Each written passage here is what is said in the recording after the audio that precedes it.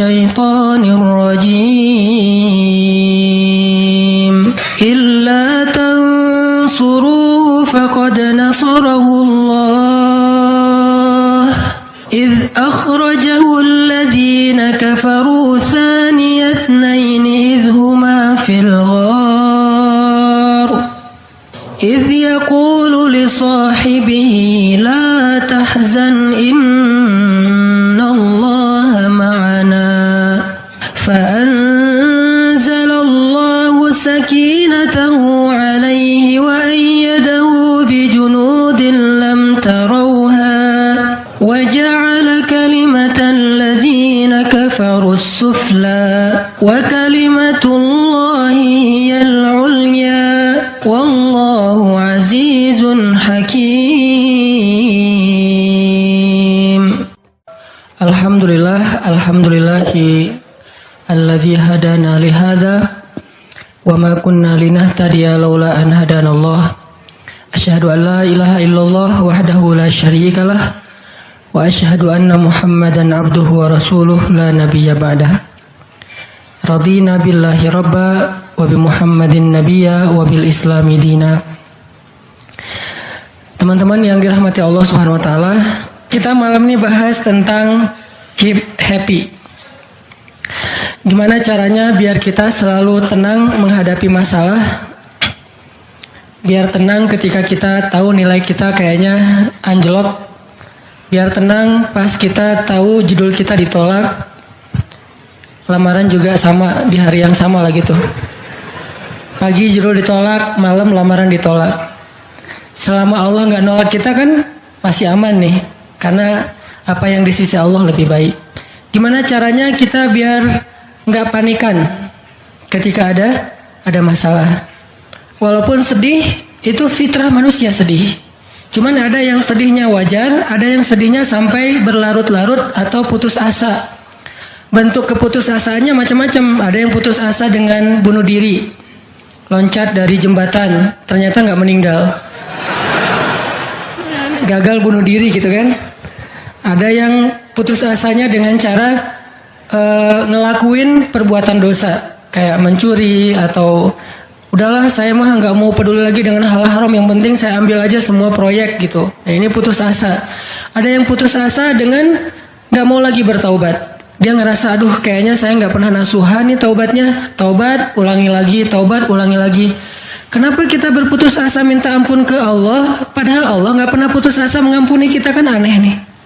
Allah tuh nggak pernah putus asa ngampuni kita, nggak pernah bosan menerima taubat kita. Allah nggak pernah bilang lo datang ntar pasti besok buat lagi, enggak. Padahal Allah maha tahu kita mungkin besok masih ngelakuin dosa yang sama. Asal kita datang, Allah langsung terima. Seolah-olah Allah tuh kayak husnuzon banget sama kita, walaupun pastinya Allah tahu tentang apa yang akan kita lakukan di masa yang akan datang. Ini artinya kenapa seseorang jadi putus asa, jadi berhenti untuk mencoba, jadi tidak lagi berharap apa-apa, jadi pesimis, jadi tidak survive dalam masalah, jadi penuh khawatir menghadapi hidup. Ada masalah dikit kayaknya udah kiamat dunia, padahal kuota habis doang nih. Langsung aduh kuota habis jam 11 malam. Biasanya kan jam 11 itu jam chatting tuh sampai jam 1. Atau jam 11 malam kuota habis, padahal tadinya pengen ngebangunin dia. Iya dia gitu kan. Jam 2. Gampang, pakai aja kuota doa. Ya Allah bangunkanlah dia. Tiba-tiba dia tetap bangun. Dia bangunin kita akhirnya. Ini bisa aja terjadi. Yang jelas gimana sih cara biar kita keep happy, tetap bahagia walaupun gak bisa jalan-jalan jauh. Tadinya pengen jalan sama teman-teman, ternyata duitnya gak cukup. Kita lihat teman-teman kerjanya traveling aja.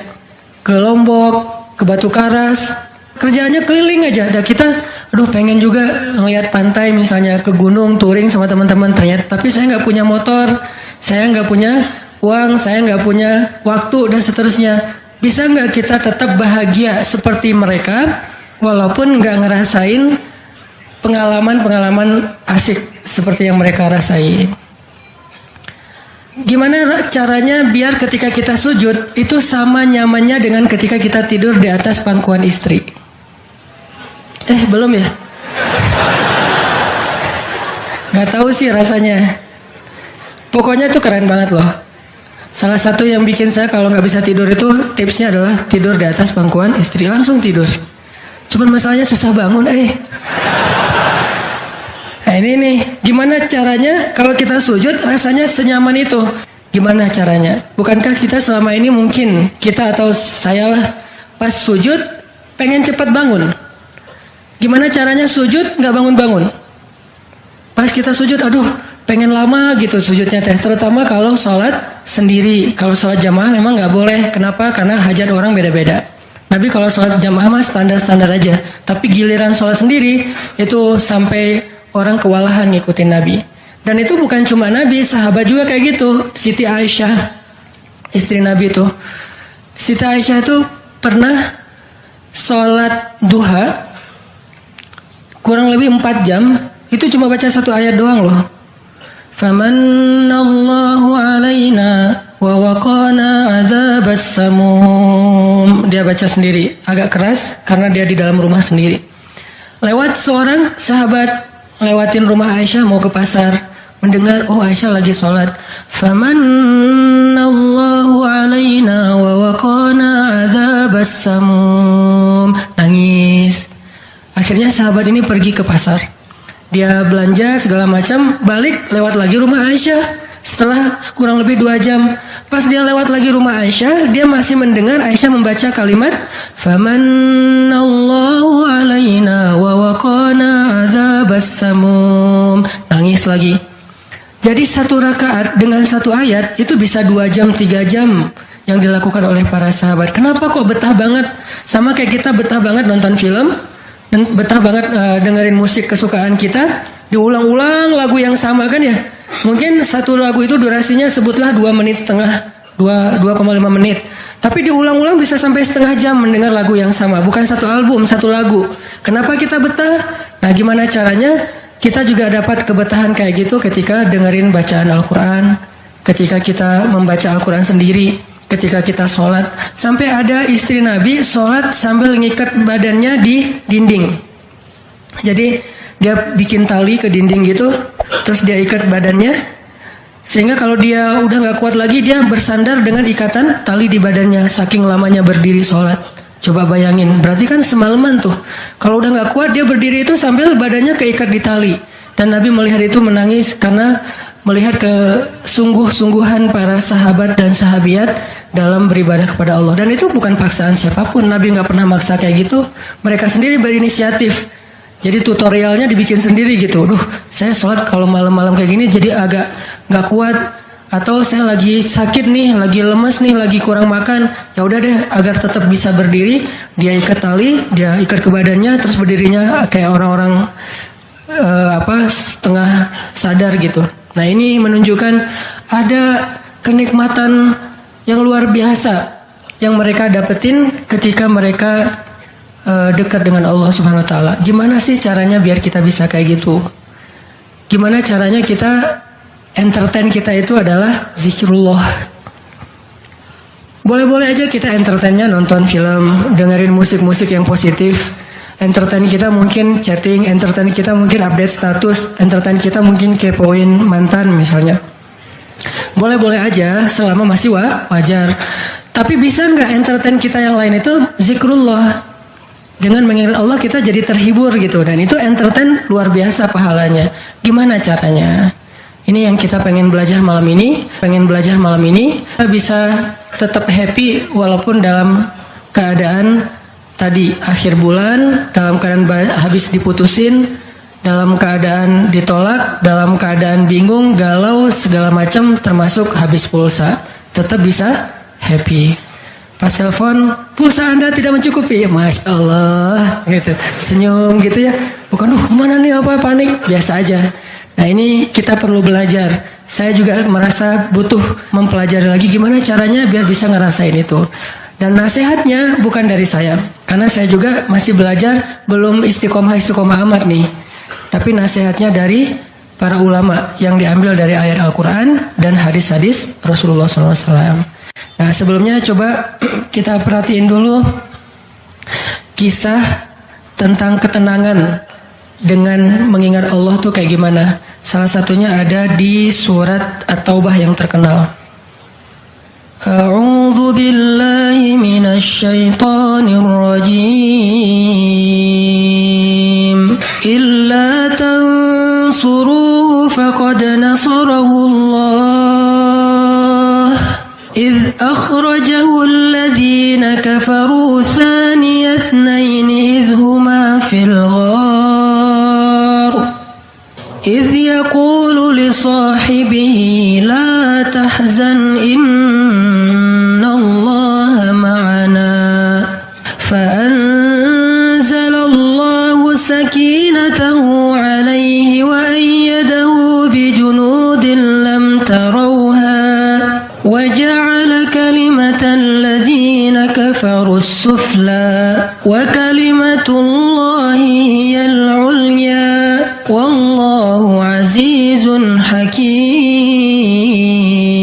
حكيم. Kalau kalian tidak menolongnya, maka sungguh Allah akan menolongnya. Seperti ketika orang-orang kafir mengeluarkan dia dari kota Mekah pada saat dia menjadi salah satu di antara dua orang yang berdiam di dalam gua, yaitu gua Sur. Ketika ia berkata kepada sahabatnya, yaitu Abu Bakar, dia di sini siapa? Rasulullah Shallallahu Alaihi Wasallam. Ketika dia berkata kepada sahabatnya, la tahzan, innallaha ma'ana. Janganlah kamu khawatir, bersedih, takut, itu sama. Sesungguhnya Allah bersama kita. Maka Allah Subhanahu wa taala menurunkan rasa ketenangan kepadanya dan menolongnya dengan tentara yang kalian tidak bisa melihat. Sehingga Allah menjadikan kalimat orang-orang kafir itu menjadi dikalahkan atau rendah, dan kalimat Allah adalah kalimat yang tinggi, dan Allah Maha Perkasa lagi Maha Bijaksana. Ini kan kata-kata yang paling populer ya, la tahzan innallaha ma'ana. Tips pertama kalau kita pengen bisa lebih tetap tenang, happy ketika kita dalam tekanan adalah kita tuh memang harus punya sahabat yang selalu mengingatkan kita kepada Allah Subhanahu wa taala. Sahabat yang mengingatkan kita kepada Allah. Ini yang terjadi kepada Abu Bakar As-Siddiq. Sekelas Abu Bakar yang imannya sampai ke derajat Siddiq, bukan cuma mukmin loh, Siddiqun. Kan ada mumin, ada muttaqin, ada siddiqin. Ini udah derajatnya siddiq. Arti siddiq itu udah nggak ada lagi keraguan di hatinya. Udah nggak ada lagi masalah sedikit pun. Ketika orang-orang ragu, Abu Bakar tetap yakin. Salah satu kasusnya pas Nabi pulang Isra Mi'raj. Nabi bilang bahwa saya baru pulang dari Palestina dan baru naik ke langit semalam. Diberitakan ini kepada orang-orang kafir Quraisy, tapi orang-orang kafir Quraisy nggak percaya. Lalu ketika para sahabat-sahabat lain mendengar, mereka kayak ragu-ragu gitu, bener nggak ya, bener nggak ya? Lalu ketika ditanya kepada Abu Bakar, ya Abu Bakar, lihat tuh teman kamu makin gila aja. Emangnya kenapa, kata Abu Bakar? Dia ngaku-ngaku baru pulang dari Madinah, dari Palestina. Dia ngaku-ngaku baru pulang dari langit, katanya Isra dan Mi'raj semalaman dalam waktu 1 malam. Lalu Abu Bakar bertanya, siapa yang bicara kayak gitu? Dia atau kalian? Kata mereka, Muhammad yang ngomong kayak gitu langsung kepada kami. Kata Abu Bakar, kalau Muhammad yang ngomong kayak gitu, maka benar.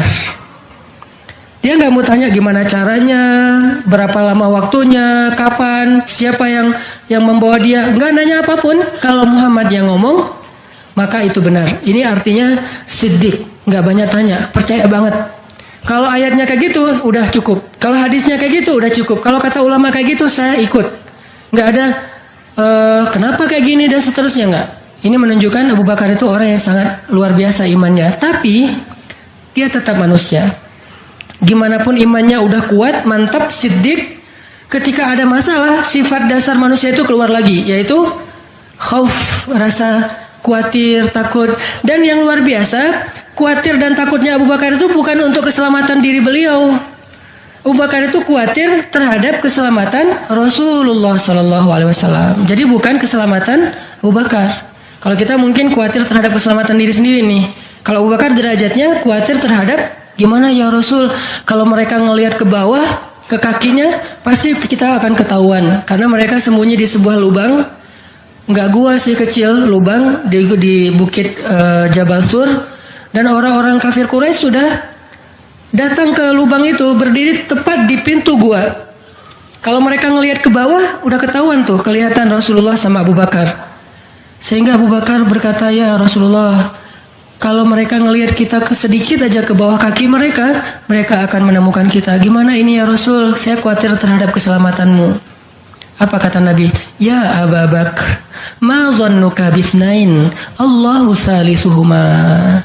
Wahai Abu Bakar, kenapa kamu pikir kita cuma berdua? Allah yang ketiga di antara kita. Baru la tahzan, innallaha ma'ana. Jangan khawatir, Allah bersama kita. Kata-kata ini kalau diucapkan oleh orang solih pada waktu yang tepat ketika kita ngalamin satu masalah besar, itu akan luar biasa memberikan efek ketenangan buat kita. Tapi waktu yang tepat. Kalau normal-normal aja kayaknya agak kurang ngaruh nih. Makanya kata-kata kayak gini itu timingnya tuh harus pas. Dan yang mengatakan orang yang memang punya aura kesolehan yang luar biasa. Sekelas Rasulullah kurang apa? Itulah sebabnya kenapa kita harus punya banyak, atau setidaknya kita punya seorang sahabat, seorang teman yang solih, yang sering mengingatkan kita. Minimal istri. Kenapa? Karena kalau kita galau dalam urusan kerjaan, nanti pas kita pulang ke rumah, yang akan bilang la tahzan innallaha ma'ana adalah pasangan kita. Dengan nada yang lembut, dengan senyum yang khas, dengan dekapan yang mungkin penuh kasih sayang, itu benar-benar bisa bikin kita tenang. Gak tahu tenang karena kata-katanya atau dekapannya nih, enggak, saya juga bingung. Dua-duanya kali ya. Dia bilang la tahzan ya azizi. Panggilan buat suami bahasa Arabnya yang lembut tuh azizi. Bukan al-aziz ya. Al-aziz mah nama orang. La tahzan ya azizi atau ya habibi atau ya albi. Albi itu artinya jantungku. Jangan dipakai deh, biar saya aja yang pakai itu. La tahzan. Jadi misalnya kayak suami galau tentang kerjaan. Mah, papa lagi galau nih. Kenapa pak? Di kantor itu kemarin kita ada tawaran proyek. Cuman proyeknya kayaknya cara untuk ngedapetin proyek itu cara-caranya tuh agak-agak kurang baik gitu. Ada suap segala macam. Tapi itu proyeknya untung besar loh mah. Nah kalau kita nggak suap, kita nggak akan dapat proyek itu. Ini gimana nih mah? Diambil nggak? Kan galau nih, udah istikharah belum mantap nih hatinya. Istrinya yang bilang, papa, Allah yang kasih kita rezeki. Kalau papa ninggalin sesuatu karena Allah, Allah akan ganti dengan yang lebih baik. Pasti dari booster ya mah. Nyontek gitu ya. Nah, kalau dia ngomong kayak gitu kan jadi mantep nih. Kayak saya juga pernah ngerasain lagi kayak sedih gitu, lagi galau karena satu urusan. Istri mengatakan, udah serahin aja sama Allah. Kan jadi mantap kan hatinya. Hal-hal yang kayak gini nih. Kalau belum punya pasangan, temen. Sehingga Nabi mengatakan, Al-mar'u ala dini khalilih. Seseorang itu bergantung loh kepada tingkat kesolehan temennya. Kalau temennya soleh, insya Allah dia akan terjaga oleh teman itu ketika dinasihati, diingatkan. Saya aja ngerasa banget yang kayak gitu. Ada masa-masa ketika saya kayak futur. Futur itu teman-teman artinya lagi lemah imannya. Mungkin banyak lalai, banyak main, sedikit manfaat. Walaupun ada juga banyak main, banyak manfaat. Itu mah tagline entah siapa akunnya gitu. Lagi futur nih ya, lagi futur. Lemah, ngerasa bangun tahajud kayak susah gitu. Ke masjid males, zikir gak khusyuk, tilawah Al-Quran gampang ngantuk. Jalan sama seorang teman saya yang dia bukan ustaz sama sekali. Bahkan dia ngakunya belajar ke saya. Gak tahu benar apa enggak. Yang sejatinya mungkin saya belajar ke dia. Lagi jalan, setelin tilawah Al-Quran. Yang baca saya lagi tuh. CD tilawah Al-Quran saya. Saya kan gak pernah mendengar CD sendiri. Pas diputarin itu siapa? Lah itu ustaz. Oh ya. Baca surat Al-Mulk. Tabarakalladzi biyadihil mulku wa huwa ala kulli syai'in qadir. Pas sampai di ayat-ayat tentang jahanam, tentang neraka, tentang apa, walaqad zayyana as-samaa'a ad-dunya bimasabih dan seterusnya, dia nangis. Dia nyetir nih, dia nangis. Saya ketika ngelihat dia nangis, saya dapat hidayah. Jadi saya dapat hidayah bukan hanya dengan mendengar bacaan itu, tetapi karena dikondisikan oleh seorang teman, saya ngerasa, aduh, Masya Allah ya, dia yang dengerin bacaan saya bisa nangis, saya dengerin diri saya sendiri, nggak nangis. Kan ada masalah nih.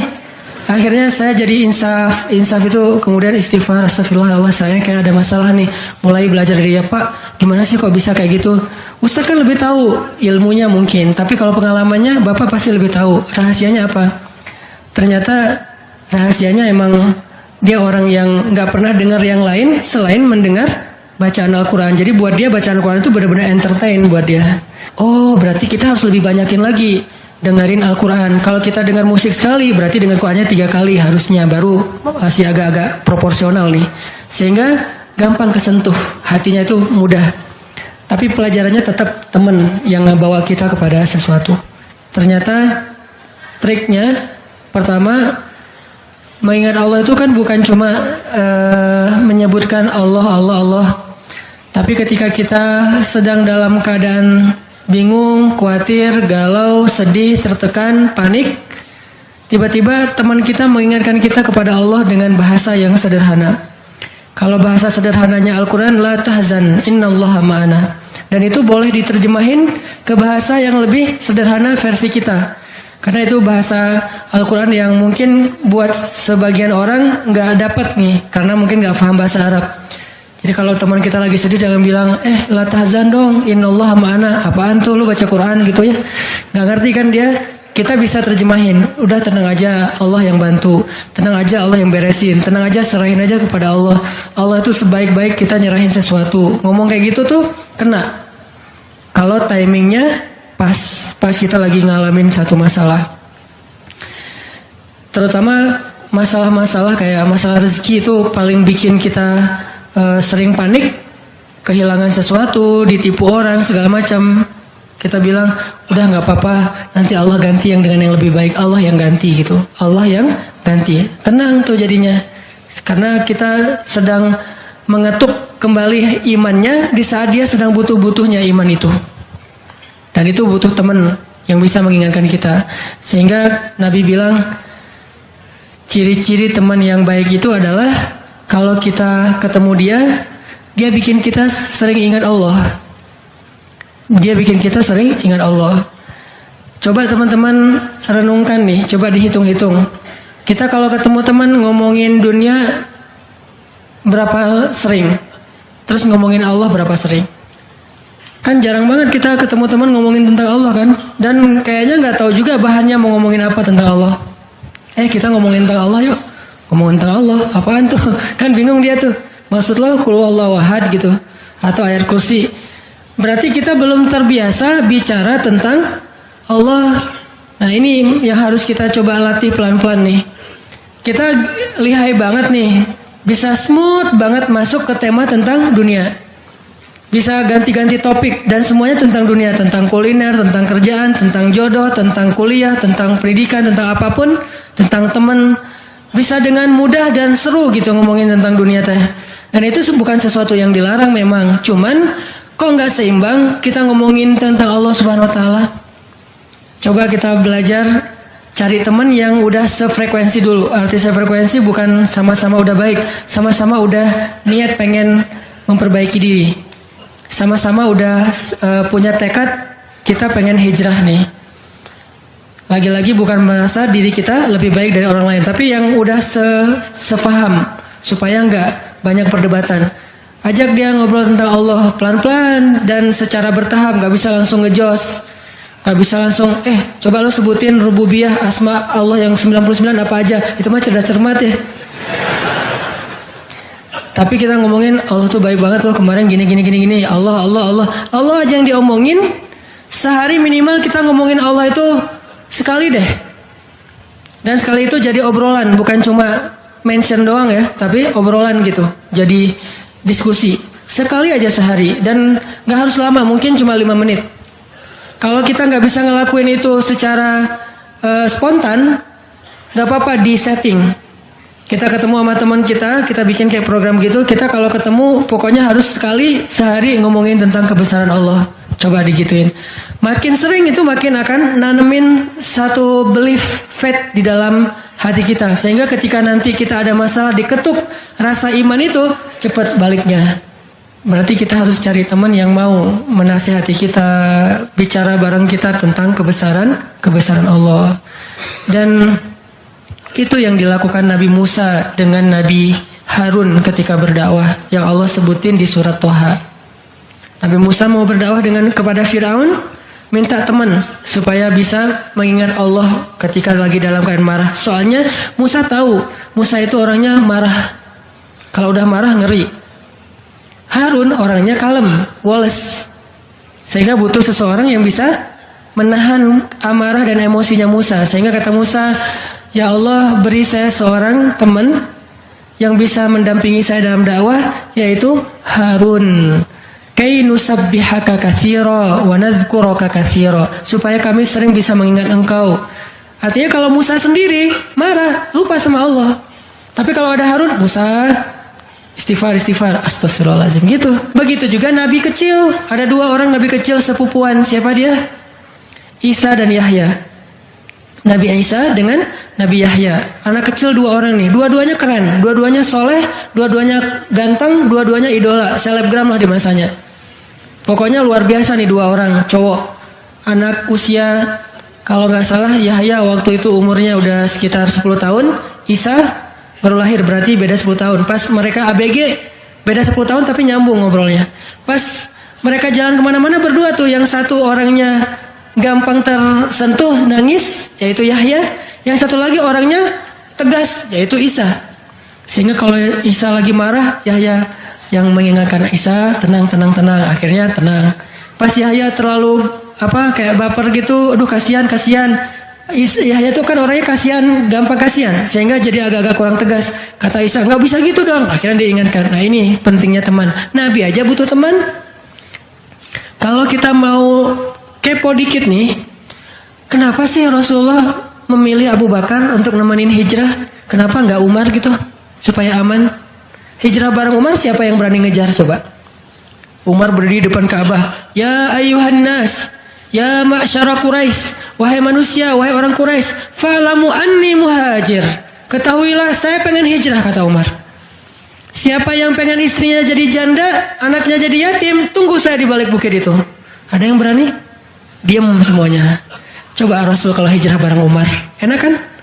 Wahai orang-orang Quraisy, wahai manusia, saya sama Rasul nih mau hijrah. Siapa yang berani nunggu saya di balik bukit itu? Kalau enggak dia akan hilang kepalanya. Enggak ada yang berani kan? Kenapa Rasulullah milih orang yang lemah seperti Abu Bakar? Udah kurus, lemah, dan kaumnya kabilah yang lemah, Bani Taim. Bani Taim itu lemah kabilahnya, enggak seperti kabilahnya Umar bin Khattab. Kenapa bukan Umar? Kenapa bukan Hamzah? Hamzah itu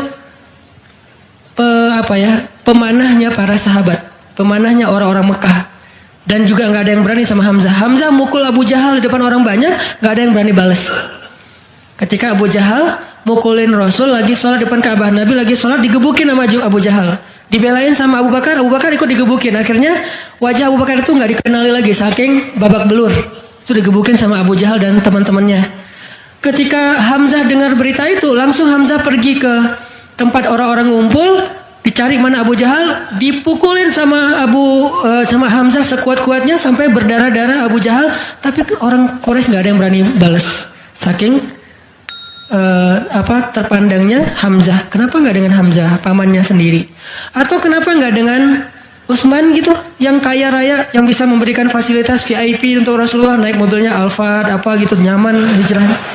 Kenapa Abu Bakar yang udah jatuh miskin, fisiknya lemah, kabilahnya tidak dipandang? Kenapa? Karena Abu Bakar itu yang paling solih di antara semua sahabat. Jadi pilihannya kesolihan, bukan kekuatan fisik. Kenapa? Kesolihan itu bisa menutupi kekuatan fisik yang kurang. Kenapa? Allah yang maha kuat. Kesolihan bisa menutupi kurangnya harta, Allah yang maha kaya. Kesolihan bisa menutupi kekurangan dari dukungan kabilah. Allah lebih banyak lagi dukungan dari langit dan bumi. Yang dicari oleh Rasulullah itu adalah teman yang soleh. Ya Abu Bakar, temani saya hijrah. Siap ya Rasulullah. Hasilnya apa? Dikejar-kejar sama orang Quraisy karena mereka nggak takut dengan Abu Bakar. Tapi ketika mereka mau ketemu dengan Rasulullah dan Abu Bakar di dalam gua, Allah palingkan wajah mereka dari melihat ke bawah kaki mereka.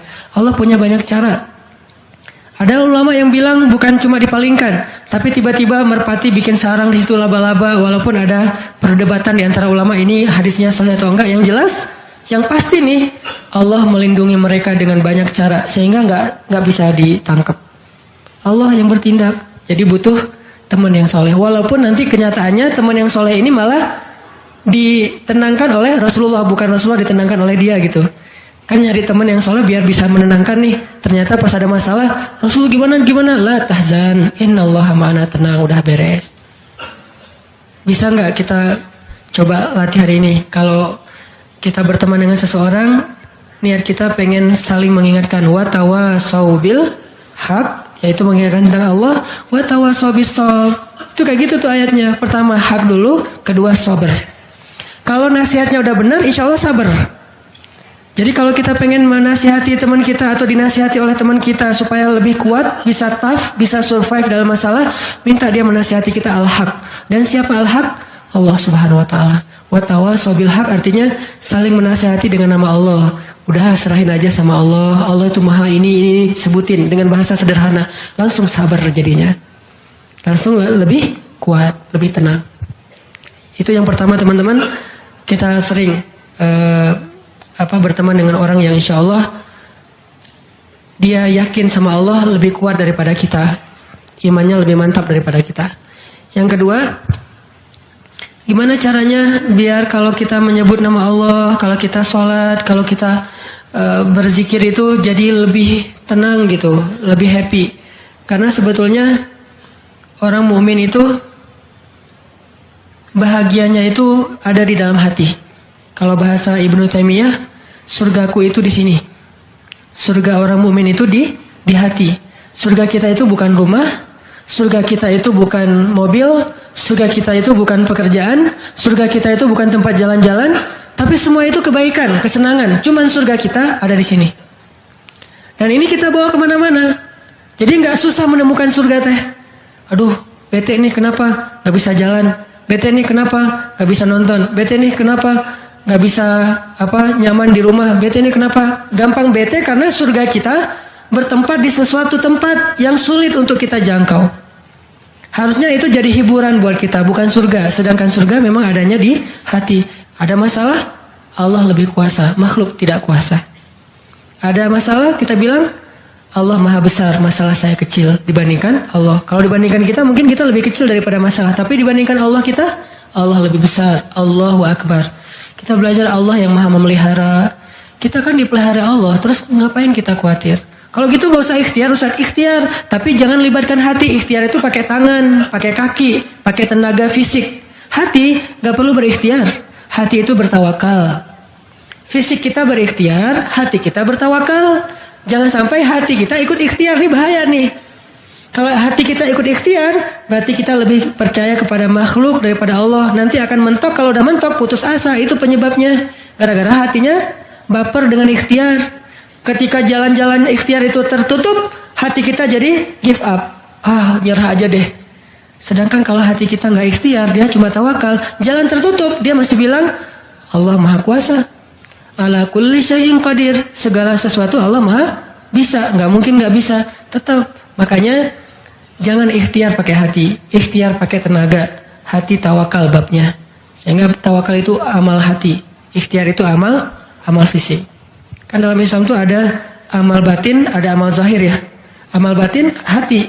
Amal zahir fisik kita. Ikhtiar amal zahir. Jangan dicampur dengan amal batin. Coba teman-teman buka deh surat Hud, surat 11. Kalau ragu tentang rezeki baca nih ayat nih. Surat 11, surat Hud ayat 6. Wa ma min dabbatin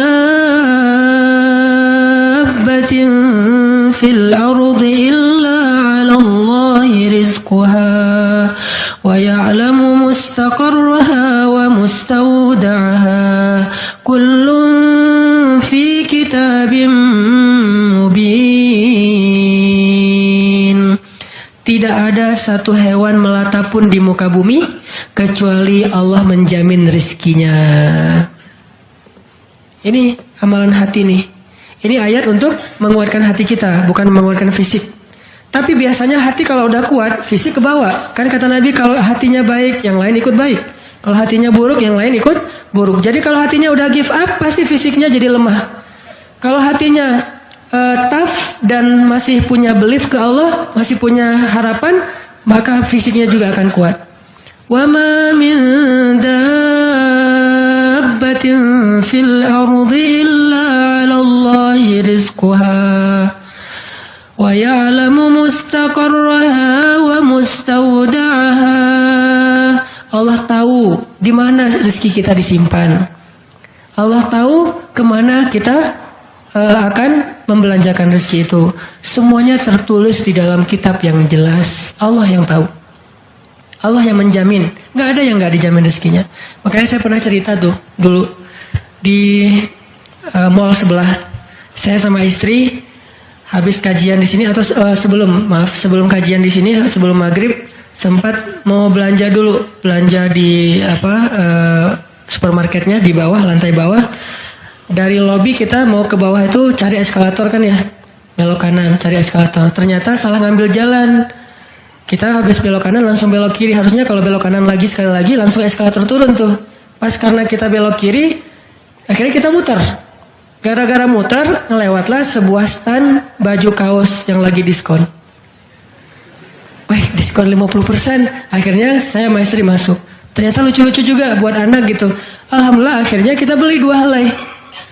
Baru setelah itu kita jalan lagi cuma beberapa meter masuk eskalator turun. Siapa yang telah menggerakkan kaki saya sampai salah jalan sehingga saya harus muter dan akhirnya masuk ke stand itu. Allahi rizquha. Allah yang menjamin rezeki. Kayak gitu cara Allah menskenariokan. Kalau saya ngambil jalan kanan mungkin saya nggak akan masuk ke toko itu. Berhubung saya ngambil jalan kiri akhirnya muter, masuklah ke toko itu. Allah punya banyak cara. Kenapa kita khawatir dengan stand orang lain yang mungkin lebih dekat ke pintu, lebih dekat kepada stage yang di tengah kalau bikin event segala macam? Kenapa? Kita udah ikhtiar, dapatnya cuma ini. Kayak lagi ada event, kayak festival gitu, kayak ada bazar, kita punya banyak stand. Stand kuliner kita paling pojok, dekat toilet. Stand kuliner teman-teman kita tuh paling depan. Dan di situ stage banyak acara tausiah segala macam. Oh, kayaknya di situ lebih laku. Belum tentu juga. Bisa jadi pada waktu itu banyak orang yang sakit perut atau apa akhirnya yang lewat, aduh ini kayak seru juga nih di sini nih, makan di sini, nggak usah jauh-jauh sambil nunggu makan. Allah yang punya cara. Saya kan pernah cerita kesasar sampai ke Cirebon. Kenapa kesasar? Ada suatu hari Minggu kayak lagu. Ada satu hari Minggu nih. Bingung kita pengen keluar sama keluarga sama anak-anak. Kita keluar yuk. Saya bilang ke anak-anak, "Hayo," kata anak-anak. "Kemana?" Ke Kota Baru aja. Di situ kan ada jam matahari tuh. Kita lihat jam matahari. Hayu naik mobil masuk tol nih. Pas sudah masuk tol Paster, berubah pikiran. Terlalu dekat nggak berasa liburan ya. Ya. Terus mau kemana? Ke Jakarta aja yuk. Ke Ancol. Ada pantainya. Oh ayo ke Dufan. Jalan akhirnya nggak jadi belok pada larang, lurus. Niatnya ke Ancol. Sebelum Cikampek berubah lagi pikiran. Ancol mah pantainya gitu-gitu aja ya, udah pernah ya. Terus gimana dong, cari pantai baru deh yang di daerah Indramayu, Cirebon gitu. Siapa tahu ada yang lebih bagus yang masih virgin. Boleh, keluarlah Cikampek. Waktu itu belum ada tol Cipali ya, keluar Cikampek. Akhirnya nyisir Subang, Indramayu, nggak dapat pantai yang kita nyaman nih. Berhenti sebentar, nggak nyaman ini banyak sampah. Akhirnya jalan lagi sampai dari pagi keluar asar makan empal gentong di Cirebon. Siapa yang mendatangkan saya ke warung empal gentong itu? Pas kita masuk, orangnya bahagia banget gitu. Kelihatan kalau dari pagi itu belum ada yang datang, belum ada pelanggan, sepi warungnya. Karena tempat parkirnya agak nyaman, langsung parkir di situ, makan empal gentong dan ternyata enak, kita bungkus. Orangnya tuh alhamdulillah nih datang dari pagi belum ada yang datang, senang gitu. Dan saya bilang, "Pak, tahu nggak saya dari mana?" "Dari mana?" "Dari Bandung." "Mau kemana emang?" "Nggak kemana-mana." Muter. Jadi kita cuman dari Bandung cuma pengen makan empal gentong di Cirebon ujung-ujungnya. Pulang sampai ke Bandung jam 10 malam macet lagi tuh di Sumedang karena ada perbaikan jalan. Cuma pengen makan empal gentong, ngasih rezeki ke orang di Cirebon. Kayak gitu banget tuh caranya tuh, coba lihat cara Allah. Oh, yakin nih sama Allah. Allah bisa banget ngedatangin. Kalau ini terjadi kepada orang lain, berarti kalau saya cari rezeki bisa juga caranya kayak gitu. Allah kan punya banyak cara.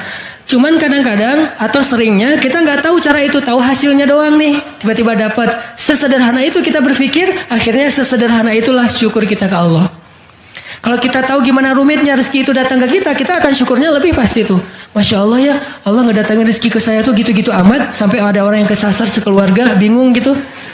Tapi kan dia, kalau saya nggak cerita dia nggak akan tahu, dia pikir cuma orang yang memang tinggal di Cirebon atau emang lagi jalan lewat kebetulan mampir. Artinya karena dia nggak tahu prosesnya, rasa syukurnya juga sederhana. Sama kayak kita nggak mensyukuri masakan istri kita kalau yang udah punya. Istri itu masak tuh rempong loh dari pagi, wah sampai apa ganti lagi. Kita nggak tahu ya, mungkin istri kita baru belajar masak gagal 2 kali loh. Itu yang ketiga tuh, nggak enak pula. Udah gagal 2 kali. Dan kita pikir cuma masak sayur gini doang mah, sayur bening mah gampang. Kita kan nggak tahu prosesnya, sehingga apresiasi kita juga ya segitu-gitu aja. Kalau kita tahu prosesnya, walaupun cuma sayur bening sama telur ceplok, kita akan peluk istri kita, mah makasih banyak ya, mau udah berkorban banget buat papa mah hari ini makanan terenak sepanjang hidup papa loh mah.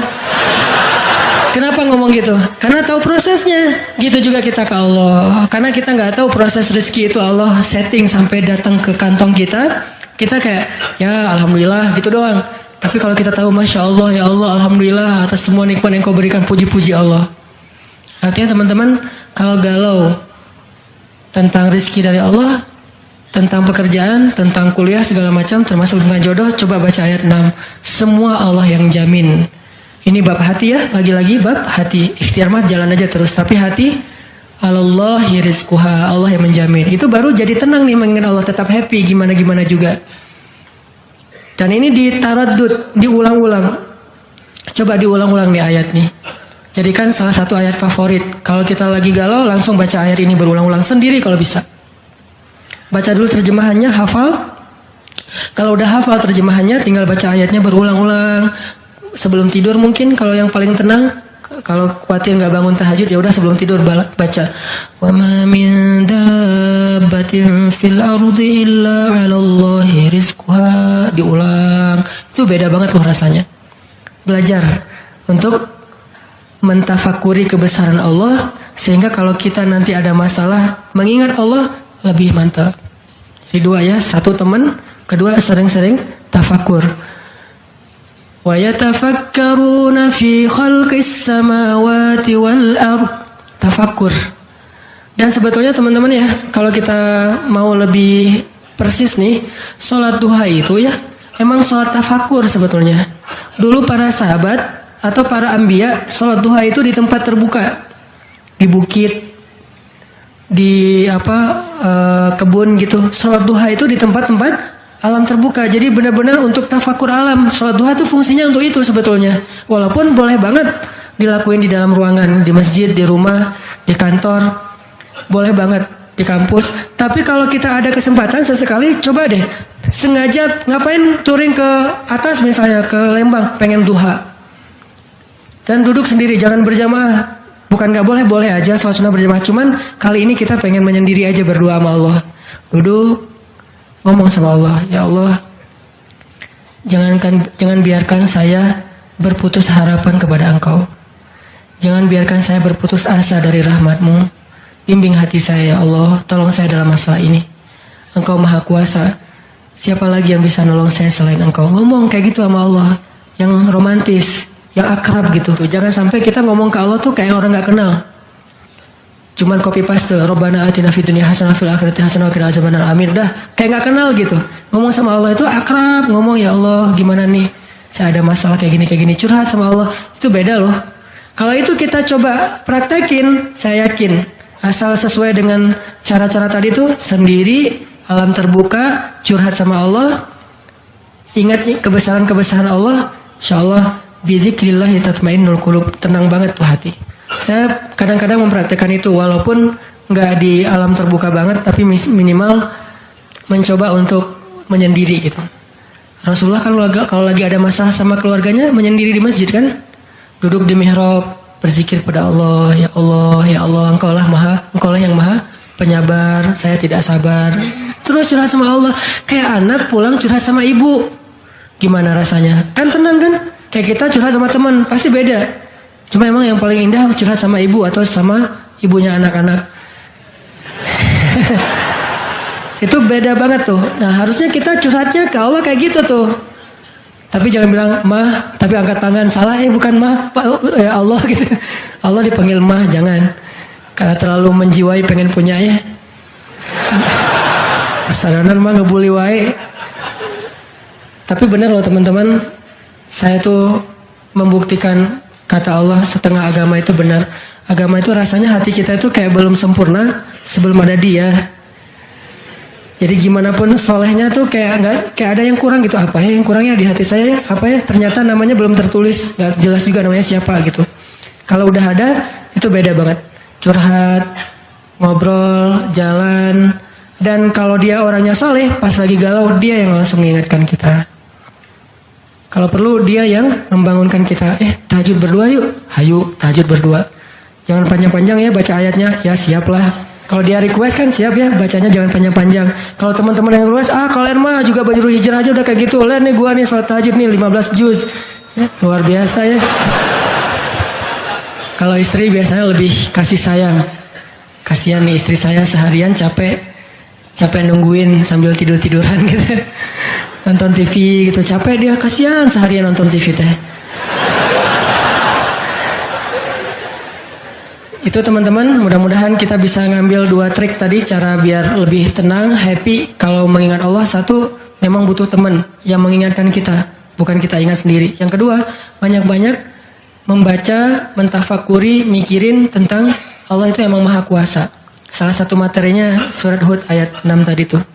Makin kita yakin sama Allah, begitu kita ingat Allah, itu makin lebih ngaruh ke hati kita.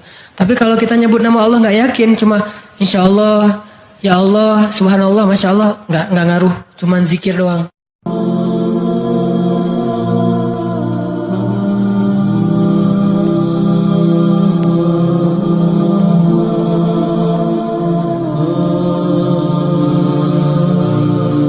Alhamdulillahirabbil alamin.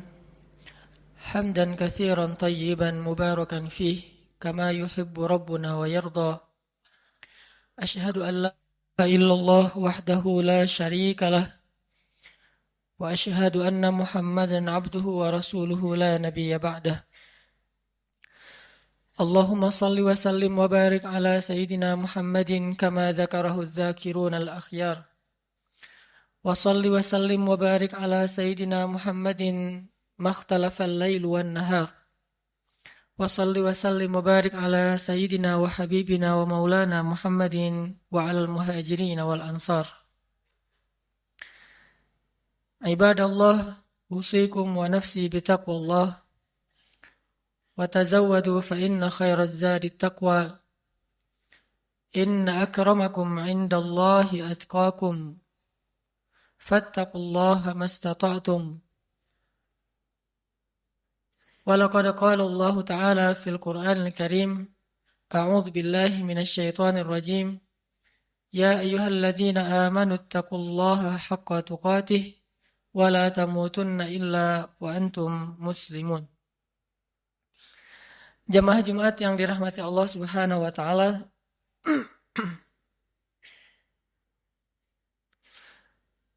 Dalam sebuah hadis yang diriwayatkan oleh Imam At-Tirmidzi, Rasulullah sallallahu alaihi wasallam pernah bersabda, An Abdullah bin Mas'ud radhiyallahu an qala Rasulullah sallallahu alaihi wasallam, Ala ukhbirukum biman yahrumu 'alan nar aw biman tahrumu 'alaihi an-nar ala kulli qaribin hayyinin sahlin. Dari Abdullah bin Mas'ud radhiyallahu an ia berkata, Rasulullah sallallahu alaihi wasallam bersabda, Maukah kalian aku beritahu orang-orang yang tidak akan disentuh oleh api neraka atau orang yang tidak akan masuk ke dalam api neraka? Mereka adalah setiap orang yang memiliki sifat qaribin hayyinin sahlin. Hadis riwayat At-Tirmidzi. Dalam riwayat yang lain disebutkan ala kulli hayyinin layyinin qaribin sahlin. Orang yang memiliki 4 sifat, yaitu sifat hayyin, sifat layyin, sifat qaribin, dan sifat sahlin. Shadaqa Rasulullah sallallahu alaihi wasallam. Jamaah yang dirahmati Allah, ada 4 sifat yang kita bisa ambil di dalam beberapa hadis tadi. Sifat yang sangat diistimewakan oleh Allah Subhanahu wa taala pada diri seorang hamba. Bahkan Nabi Shallallahu alaihi wasallam sampai memberikan jaminan, siapapun yang memiliki 4 sifat ini, tahrumu alaihin nar. Api neraka tidak akan membakarnya, atau dia tidak akan mungkin masuk ke dalam api neraka. Sifat yang pertama adalah sifat hayyin. Kalau kita membaca di dalam Al-Quran, di antara ayat yang menjelaskan tentang sifat hayyin ini adalah surat Al-Furqan ayat 63. Allah Subhanahu wa taala berfirman, A'udzu billahi minasy syaithanir rajim. Bismillahirrahmanirrahim. Wa ibadur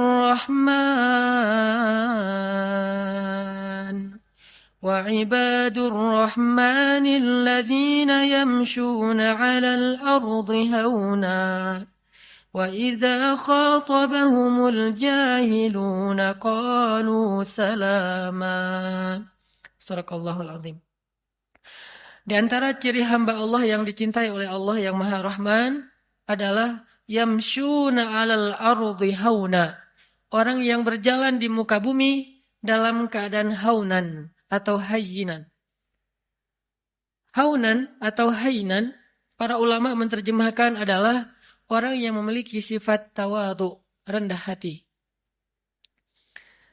Dan sifat rendah hati ini adalah sifat dasarnya seorang hamba. Bahkan kalau kita memberi judul terhadap ayat yang pertama turun kepada Nabi SAW, maka ayat yang pertama turun kepada Nabi itu ada 2 judul atau 2 tema besar. Tema yang pertama adalah tentang kebesaran Allah, dan tema yang kedua adalah tentang kehinaan seorang hamba. Itulah ayat yang pertama turun kepada Nabi. Iqra bismi rabbikal ladzi khalaq. Ini ayat tentang kebesaran Allah. Khalaqal insan min 'alaq. Ini tentang kerendahan makhluk. Atau Iqra wa rabbukal akram. Allah yang maha mulia. Alladzi 'allama bil qalam. Yang maha tahu segala sesuatu dan mengajarkan ilmu kepada manusia. Allamal insan ma lam ya'lam. Mengajarkan kepada manusia apa yang sama sekali mereka tidak tahu. Jadi kalau kita mau ngasih judul terhadap ayat atau wahyu yang pertama turun kepada Nabi SAW, ternyata yang berhubungan dengan makhluk, ayat yang pertama turun itu adalah ayat tentang tawadu, ayat tentang rendah hati. Rendah diri bahkan di hadapan Allah dan rendah hati di hadapan makhluk. Karena ini adalah sifat dasarnya seorang hamba. Tidak mungkin disebut hamba ketika dia meninggikan diri, menganggap dirinya mulia, menganggap dirinya di atas, menganggap dirinya tinggi. Karena dasarnya seorang hamba itu adalah rendah. Sehingga ketika seorang hamba meletakkan dirinya pada status yang Allah telah tempatkan dia, baru Allah akan memuliakan dia. Tidaklah seseorang bersedekah kecuali hartanya akan bertambah, dan tidaklah seseorang merendahkan dirinya kecuali Allah akan mengangkat derajatnya. Tapi sebaliknya, ketika seorang hamba menempatkan dirinya di posisi yang lebih tinggi, maka Allah akan menjatuhkan dia sebagaimana Allah menjatuhkan iblis. Ana khairum min, saya lebih baik daripada dia, kata iblis. Maka sejak saat itu iblis diusir dari surga dan dikutuk untuk selama-lamanya. Sifat rendah hati, bahkan rendah diri di hadapan Allah Subhanahu wa taala adalah identitas aslinya makhluk. Identitas aslinya hamba, dan inilah ciri hamba yang dicintai Allah Subhanahu wa taala. Hayyin.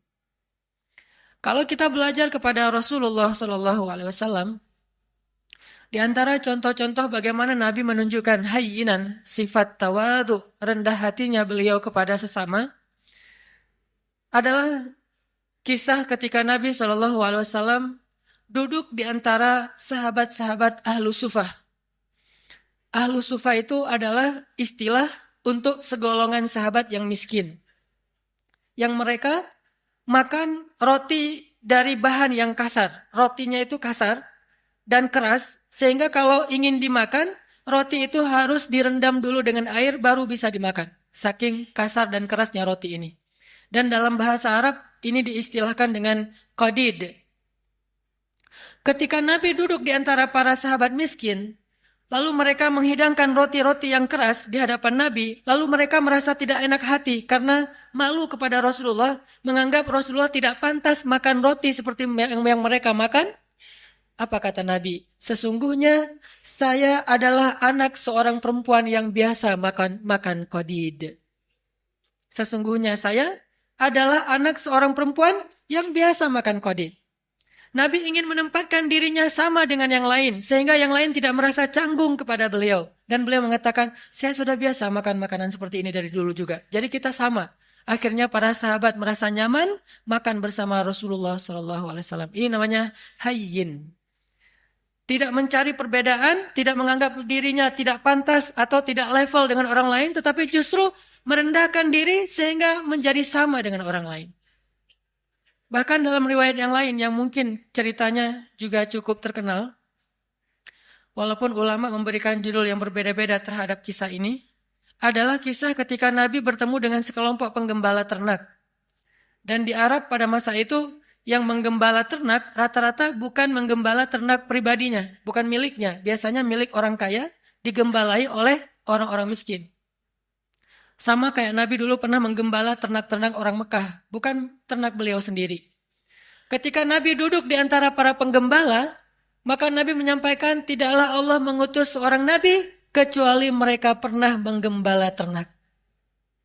Kenapa Nabi mengatakan ini? Mungkin ada ulama yang memberi judul hadis ini dengan judul tentang karakter building, tentang leadership. Tetapi jangan lupa bahwa angle lain dari kisah ini adalah sesungguhnya Nabi mencari persamaan antara beliau dengan orang di sekelilingnya.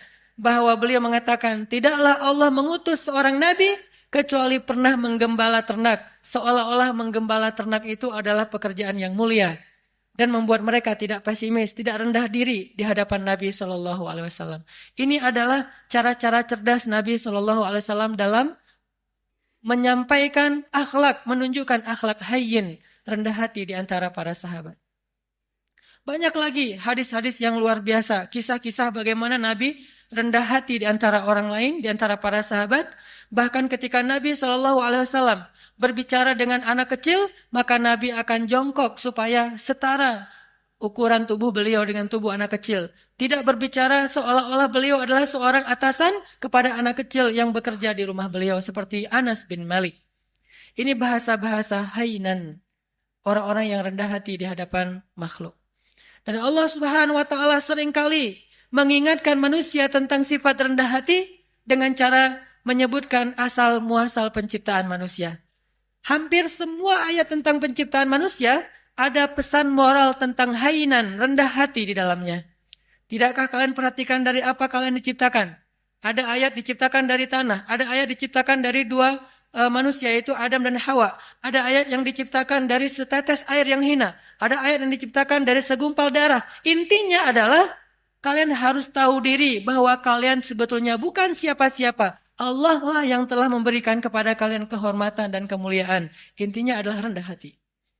Hampir semua ayat tentang penciptaan manusia ada pesan tentang rendah hati di dalamnya. Makanya Nabi SAW mengatakan, di antara 4 sifat yang paling dicintai Allah kepada makhluk adalah hayyin, sifat rendah hati.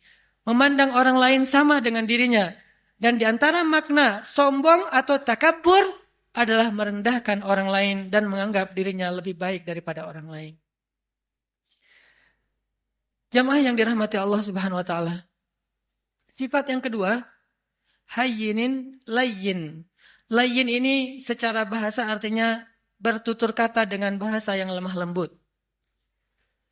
Kalau kita memperhatikan bagaimana Islam bisa memadukan antara lemah lembut dengan ketegasan, ini menunjukkan betapa akhlak dalam Islam itu sempurna. Karena banyak orang yang tidak bisa memadukan dua hal ini, seolah-olah ketika bersikap lemah lembut, dia menjadi lemah.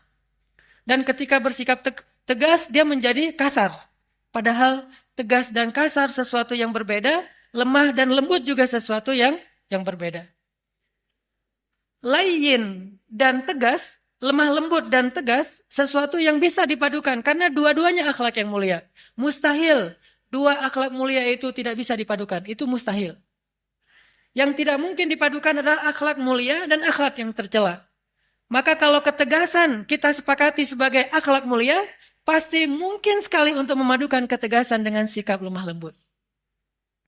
Bahkan salah satu ayat yang cukup jelas mengajarkan kepada kita tentang sikap lemah lembut dalam situasi apapun adalah ayat ketika Allah mentarbiyah, mendidik Musa dan Harun ketika mengutus keduanya untuk berdakwah kepada Firaun. Ketika Allah mengutus Musa dan Harun berdakwah kepada raja yang paling zalim yang pernah hidup di muka bumi, bukan hanya raja yang keras, yang kasar, bahkan raja ini pernah mengaku dirinya sebagai Tuhan. Bukan hanya syirik, tapi dia mengaku sebagai Tuhan. Dia mengatakan, Ana Rabbukumul A'la. Saya adalah Tuhan kalian yang paling tinggi. Ketika Allah mengutus Musa dan Harun untuk berdakwah kepada raja yang paling jahat ini, apa kata Allah? Wa qula lahu qawlan layyinan. Dan ucapkanlah kepada dia ucapan yang lembut. Sebelum Musa disuruh untuk merevolusi Fir'aun, maka Musa diperintahkan lebih dulu untuk qula lahu qawlan layyinan. Kenapa Allah katakan demikian? Karena Allah tahu karakter hambanya yang bernama Musa. Kalau Harun mungkin agak tidak terlalu dikhawatirkan akan bersikap kasar. Karena Harun pada dasarnya punya sifat lemah lembut. Harun ini, kalau di antara para sahabat mirip seperti Abu Bakar. Sedangkan Musa mirip seperti Umar. Memang terkenal dengan kerasnya terhadap kebatilan. Sehingga sebelum Musa bersikap keras atau tegas kepada Fir'aun, maka Allah memberi dia briefing. Memberi dia nasihat. Qula lahu qawlan layyinan. Katakanlah kalian berdua kepada dia ucapan yang lemah lembut. Dan perhatikan juga kisah Ibrahim ketika berdakwah kepada ayahnya. Begitu ayahnya marah-marah kepada Ibrahim, bahkan mengancam akan merajam Ibrahim, apa kata Ibrahim? Qala salamun alaik, sa'astaghfiru laka rabbi, innahu kana bi hafiyya. Kata Ibrahim, salam. Nggak apa-apa wahai ayah, aku akan minta ampun untukmu kepada Tuhanku. Sesungguhnya Tuhanku sangat baik kepadaku. Qawlan layyinan, sebelum kalimat-kalimat yang lain. Bahkan Nabi SAW bersabda, sesungguhnya Allah itu maha lembut dan mencintai kelembutan. Dan Allah akan memberikan kebaikan melalui jalan yang lembut yang tidak diberikan dengan cara-cara yang kasar. Maka muncullah salah satu kisah yang cukup fenomenal dalam kehidupan Nabi tentang sifat lemah lembut adalah adegan ketika ada seorang laki-laki Badui buang air kecil di dalam Masjid Nabawi. Ini masjid tersuci nomor 3 di dunia bagi kaum muslimin. Setelah Makkah, nomor 2 bahkan setelah Makkah, kemudian Nabawi, kemudian Masjidil Aqsa. Ada orang Badui, dan orang Badui ini dalam istilah Arab disebut A'rabi, orang yang tidak berpendidikan baik, orang yang belum paham Islam, bahkan belum masuk Islam. Dia ngelihat ada kayak tembok gitu, dia buang air kecil di situ. Lalu para sahabat berdiri ingin memarahi dia. Nabi mengatakan, tunggu, biarkan dia, jangan sakiti dia. Karena kalau dia ditahan atau dicegah, itu akan menyakiti dia, udah terlanjur. Maka biarkan dia, jangan sakiti dia. Setelah dia selesai dengan hajatnya, maka Nabi kemudian ingin mengambil air, tetapi para sahabat mendahului beliau dan membersihkan kotoran laki-laki tadi. Setelah selesai, Nabi memanggil dia, lalu mengajak dia berbicara baik-baik. Walaupun tidak disebutkan secara detail, apa yang Nabi ucapkan kepada laki-laki ini, tetapi kesimpulannya dengan kelembutan Nabi bertanya tentang siapa namanya, dari mana asalnya, lalu memberi nasihat ini tempat apa, kenapa tidak boleh buang air kecil di sini. Setelah Nabi menasihatinya baik-baik, akhirnya dia kemudian masuk Islam. Dan setelah dia masuk Islam, dia berdoa kepada Allah, ya Allah, rahmatilah saya dan juga Rasulullah SAW, yang lain jangan. Sampai dia berdoa seperti itu. Rahmati saya dan Rasulullah saja, yang lain jangan. Karena dia sebel sama yang lain. Sama Rasul dia cinta. Kemudian Nabi tersenyum dan mengatakan, kalau berdoa, jangan berdoa seperti itu. Doakanlah kebaikan buat semuanya. Baru dia katakan, ya Allah rahmati saya, rahmati Rasulullah, rahmati kami semuanya. Sikap lemah lembut. Termasuk juga ada seorang laki-laki di zaman Nabi yang seringkali merencanakan untuk membunuh Nabi SAW. Sampai suatu ketika dia berhasil ditangkap oleh para sahabat, dibawa ke Madinah. Sampai di Madinah, Nabi menyuruh sahabat untuk mengikat dia di salah satu tiang masjid. Jadi dulu masjid juga berfungsi sebagai penjara darurat. Dia diikat di tiang masjid. Setiap kali Nabi datang ke masjid, Nabi tersenyum kepada dia dan bertanya, bagaimana kabarmu? Awalnya dia marah. Udah tahu diikat, nanya kabar. Terus Nabi datang lagi, dia ditanya, gimana kabarmu hari ini? Gimana kabarmu hari ini? Terus Nabi bertanya. Intinya Nabi menyapa dia, walaupun dia musuh. Dan ternyata lama-kelamaan dengan sapaan Nabi yang lembut, tulus, dan senyum Nabi yang luar biasa, akhirnya dia menjawab, baik wahai Muhammad. Bagaimana kabarmu? Baik wahai Muhammad. Lalu Nabi mengatakan, lepaskan ikatan dia. Setelah dilepaskan ikatannya, Nabi bertanya kepada dia, menurutmu apa yang harus kami lakukan kepadamu? Kata dia, kalau engkau mau, lepaskan saya akan pulang ke kampung saya, akan saya ambil harta yang banyak, lalu saya berikan kepadamu tebusan terhadap diri saya. Dan peganglah janji saya. Maka Nabi mengatakan, tidak. Engkau tidak perlu menebus, engkau bebas. Dia mengatakan, saya bebas? Ya. Tapi kalau kamu ingin kembali ke negerimu, mandilah terlebih dahulu. Dia disuruh mandi. Setelah dia selesai mandi, dia diajarkan cara berwudu. Ternyata gara-gara keadaan suci itu Allah menurunkan hidayah ke dalam hatinya, lalu dia masuk Islam. Setelah dia masuk Islam, dia ketemu dengan Rasulullah, dia mengatakan, sungguh dulu engkau adalah orang yang paling saya benci, maka sekarang engkau adalah orang yang paling saya cintai. Allah mengubah sesuatu dengan sifat lemah lembut yang tidak bisa diubah dengan sifat yang kasar dan keras. Lalu muncul lagi adegan, seorang laki-laki di zaman Nabi, Muslim, tapi dia suka minum. Lalu ketika dia dalam keadaan mabuk, dia suka mengganggu orang di jalan. Sehingga ditangkap oleh para sahabat, dihadirkan kepada Nabi. Nabi mengatakan, ikat dia di depan masjid. Lalu Nabi mengatakan, kita akan menghukum dia dengan cara, setiap orang yang datang ke masjid, mengambil sendalnya dan memukul dia dengan sendal mereka. Setiap masuk masjid. Setiap masuk masjid, sendal dipegang, pukul. Dan memukulnya pun di bagian yang tidak akan melukai. Mungkin di lengannya atau di kakinya. Dipukul, lalu masuk ke masjid. Supaya dia sadar. Lalu tiba-tiba ada seorang laki-laki, sahabat, memukulnya sambil mencela dengan mengatakan, celaka kamu. Maka Nabi SAW mengatakan, jangan begitu. Janganlah engkau membantu syaitan untuk mencelakakan saudaramu. Tegas, tetapi tetap menjaga kehormatannya.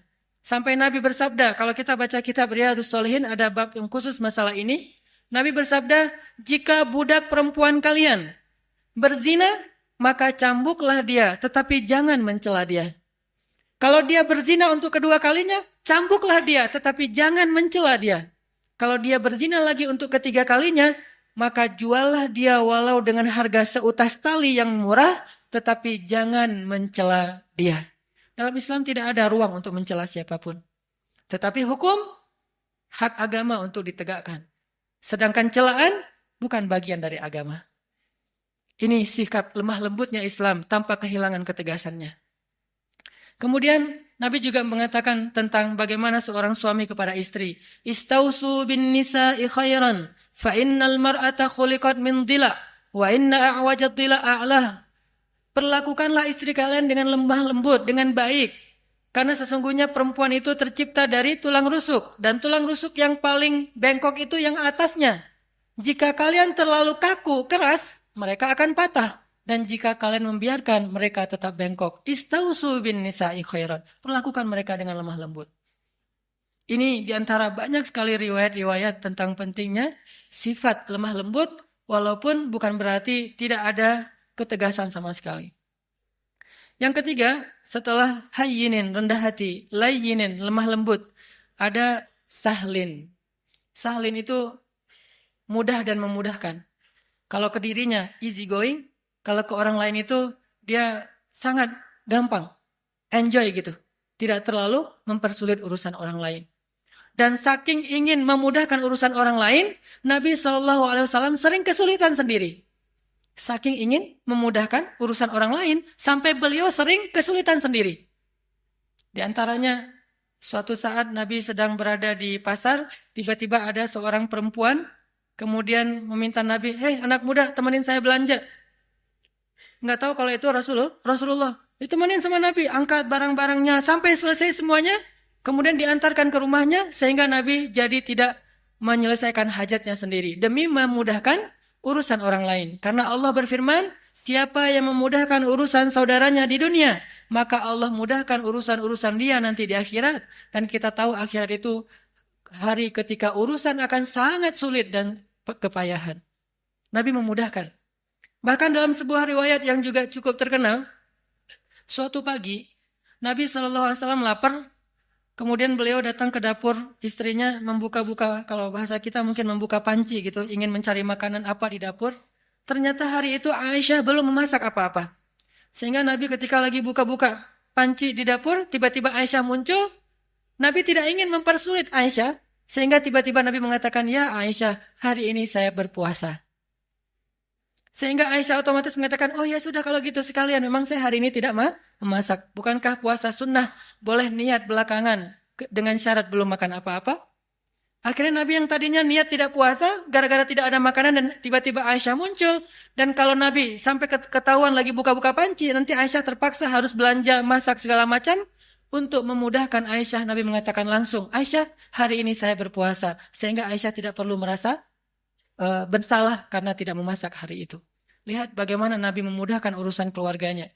Bahkan ketika ditanya kepada Aisyah, "Ya Aisyah, apa yang dilakukan Nabi di rumah?" Aisyah mengatakan, "Nabi di rumah sibuk menyelesaikan semua urusan istri-istrinya." Jadi Nabi kalau di luar, orang berlomba-lomba menyelesaikan hajat beliau, kalau di rumah, beliau justru sibuk dan tidak berhenti untuk menyelesaikan hajat keluarganya. Menyelesaikan urusan orang lain, sahlin, memudahkan. Dan Allah Subhanahu wa taala senang memudahkan urusan hamba. Yuridullahu bikumul yusra wala yuridu bikumul usra. Allah ingin memudahkan kalian dan tidak ingin mempersulit kalian. Lalu siapa kita yang ingin mempersulit urusan orang lain? Bahkan Allah saja ingin memudahkan urusan kita. Yang terakhir, jamaah yang dirahmati Allah, sifat yang dicintai Allah dari seorang hamba adalah qaribin. Qaribin ini lalu menjadi bahasa Indonesia karib, artinya dekat. Akrab, tidak jaim. Orangnya itu mudah untuk bergaul. Baru kenal dengan dia langsung akrab. Dan juga bukan berarti dia terlalu sok akrab atau caper dan seterusnya, tetapi mudah bergaul dengan dia. Tidak ada jarak, tidak membuat orang sungkan. Rasulullah SAW ketemu dengan siapapun, orang itu akan mudah curhat kepada beliau. Bahkan seorang perempuan yang baru kenal beliau, dengan nyaman curhat kepada beliau. Datang seorang perempuan mengatakan, "Ya Rasulullah, bukankah Allah la yastahi minal haq?" Allah tidak malu kalau kita ngomong tentang suatu kebenaran? Kata Nabi, "Ya, memangnya ada apa?" Kata dia, "Ya Rasulullah, bagaimana cara membersihkan haid?" Seorang perempuan nyaman bertanya itu kepada Rasulullah. Dan pasti tidak akan nyaman bertanya itu kepada yang lain. Bagaimana cara membersihkan haid? Nabi mengatakan, "Ya dibersihkan." Kata dia, "Ya tapi bagaimana?" Kata Nabi, "Ya dibersihkan." Kata dia, "Ya tapi bagaimana ya Rasul?" Akhirnya Aisyah yang mendengar pertanyaan ini memegang tangannya, membawa dia masuk ke dalam dan dijelaskan secara lebih jelas, lebih detail, karena Nabi tidak mungkin menjelaskan itu kepada yang bukan mahramnya.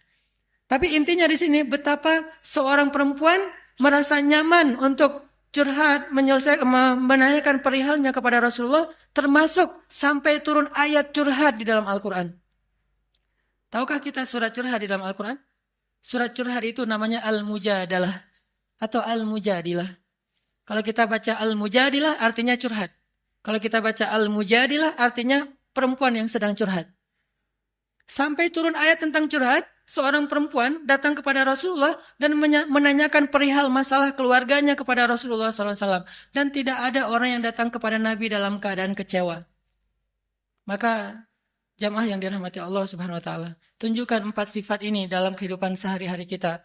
Mulai dari keluarga, tetangga, siapapun, bahkan orang yang kadang kita tidak kenal di jalan. Bukankah dengan tersenyum kita bisa mencairkan suasana?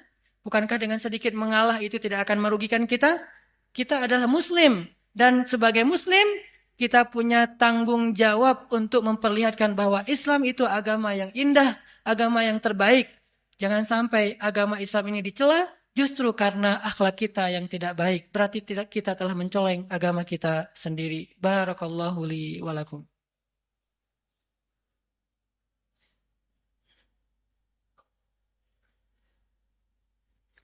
Alhamdulillahirabbil alamin. Asyhadu an la ilaha illallah wa asyhadu anna Muhammadar Rasulullah. Allahumma salli wa sallim wa barik ala sayyidina wa habibina wa maulana Muhammadin wa ala alihi wa sahbihi ajma'in. Jamaah yang dirahmati Allah Subhanahu wa taala, Allah Subhanahu wa taala berfirman, Bismillahirrahmanirrahim. Ya ayuhan nas, ya ayyuhalladzina amanu, la yaskhar qaumun min qaum, asa ayyakunu khairam minhum, wala nisa'um min nisa', asa ayyakunna khairam minhun. Janganlah kalian saling mencela, karena bisa jadi orang yang dicela itu lebih baik daripada orang yang mencela. Begitu juga sekelompok perempuan. Jangan mencela kelompok perempuan yang lain, karena bisa jadi perempuan yang dicela itu lebih baik daripada yang mencela. Intinya, ayat-ayat akhlak di dalam Al-Quran itu sangat banyak, dan jangan lupakan bahwa akhlak itu sama pentingnya dengan akidah dan ibadah. Dan bukan berarti mengambil akhlak membuang akidah dan ibadah. Atau sebaliknya, mengambil akidah dan ibadah saja tapi mengabaikan akhlak. Islam adalah sebuah kesatuan. Memahami Islam itu harus kafah. Udkhulu fis silmi kafah. Masuklah kalian ke dalam agama ini secara utuh. Utuh artinya tidak mengambil sebagian ayat dan membuang sebagian yang lain. Mengambil satu sunnah dan membuang sunnah yang lain. Mengambil satu syariat dan membuang syariat yang lain. Maka siapapun yang membeda-bedakan antara satu ayat dengan ayat yang lain, satu sunnah dengan sunnah yang lain, satu syariat dengan syariat yang lain, sungguh dia tidak beriman kepada Allah Subhanahu wa taala. Yukhadi'una Allah walladzina amanu wama yakhda'una illa anfusahum. Mudah-mudahan kita bisa mengamalkan ayat dan hadis-hadis tentang akhlak ini dalam kehidupan kita, dan Allah Subhanahu wa taala memberikan apa yang dijanjikan kepada kita, yaitu terhindar dari api neraka. Terakhir, marilah kita sama-sama berdoa, dan saya selalu berharap kaum muslimin di seluruh dunia, hari Jumat adalah yaumud du'a, hari diijabahnya doa. Maka bantulah saudara-saudara kita di Suriah, di Palestina, di Rohingya, di seluruh dunia, termasuk mungkin yang di Indonesia seperti di Aceh dan di seluruh Indonesia. Bantulah mereka dengan doa. Mudah-mudahan doa-doa kita akan meringankan urusan-urusan mereka dan akan mendatangkan pertolongan Allah Subhanahu wa taala kepada mereka. Bismillahirrahmanirrahim. Allahumma ighfir lana walil muslimin. Allahumma ighfir lana waliwalidayna وارحمهما كما ربيانا صغارا اللهم إنا نسألك الهدى والتقى والعفاف والغنى اللهم أعنا على ذكرك وشكرك وحسن عبادتك ربنا آتنا من لدنك رحمة وهيئ لنا من أمرنا رشدا واجعل لنا من كل ضيق مخرجا ومن كل هم فرجا ومن كل عسر يسرا اللهم انصر الإسلام والمسلمين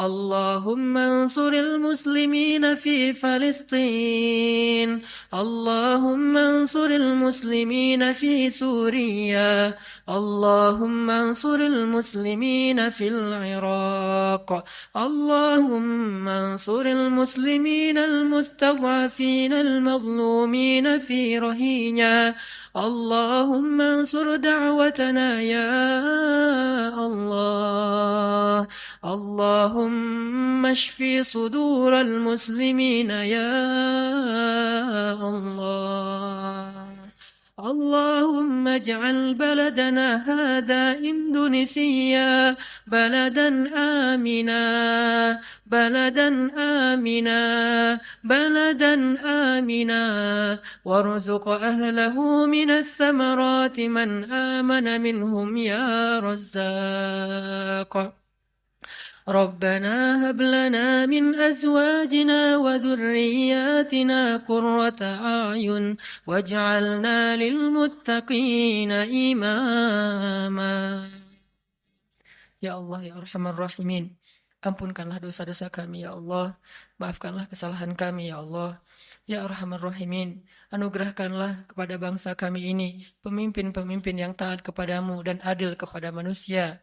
Berilah petunjukmu kepada pemimpin-pemimpin kami dan bimbinglah ulama-ulama kami. Berilah hidayahmu kepada pemuda-pemuda Islam di Indonesia dan bangkitkanlah Islam di tangan-tangan para pemudanya.